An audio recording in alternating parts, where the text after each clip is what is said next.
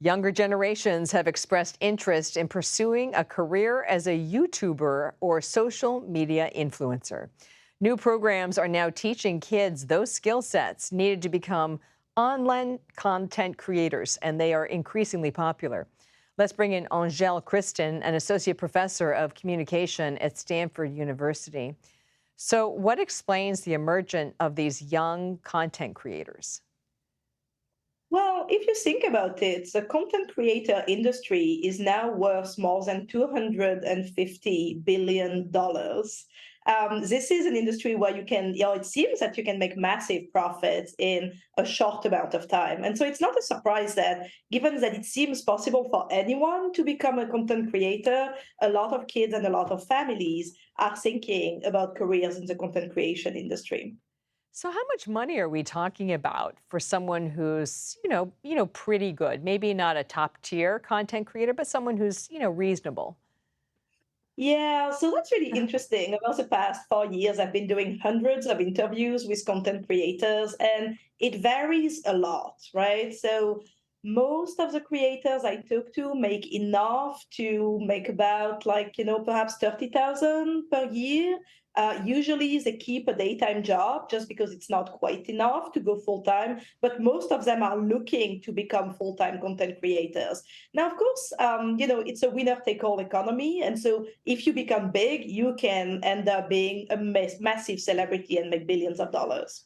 I was going to say, if you end up being big, you're like massive, right? I mean, it's like, incredible. My kids are like, Mom, he's like such an influencer. I'm like, no idea what they're talking about. But anyway, I guess what strikes me is it just feels like it wasn't long ago that kids wanted to be astronauts and doctors and even journalists. I mean, is there a way to bring all of that together still? Yeah, I mean, I think that what's fascinating is the appeal of social media careers for young people. And there's been a number of surveys showing that teenage kids and younger kids are more likely to want to become social media creators compared to astronauts, doctors, professors, journalists. All of these professions are just like going down the drain. Now, what's interesting about it is that, of course, from the outside, you do see only the kind of glory and the glitter of the social media creation industry. You see the fans, you see the fun, you see posting contents about stuff that makes you happy or that you care about. But what you realize when you spend a lot of time with influencers is that, in fact, it is kind of a grind. It's a very hard job. And it's a very hard job for a number of reasons. But first, you have to post content all the time, day in, day out, even when you don't feel like it, you have to post, right? Right. Second, you completely depend on social media platforms. And so, you depend on their algorithms for visibility, you depend on their metrics, you depend on which platforms are going up and which platforms are going down. When the formats and the trends change, you have to adapt and you have to change.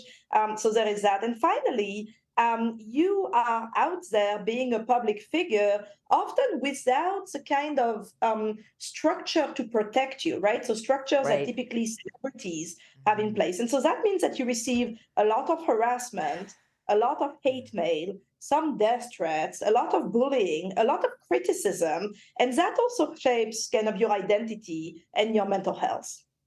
Well, at that age, just in the final few seconds, you don't have the skill set to really protect yourself at that point or the maturity, right? Is that part of the downside?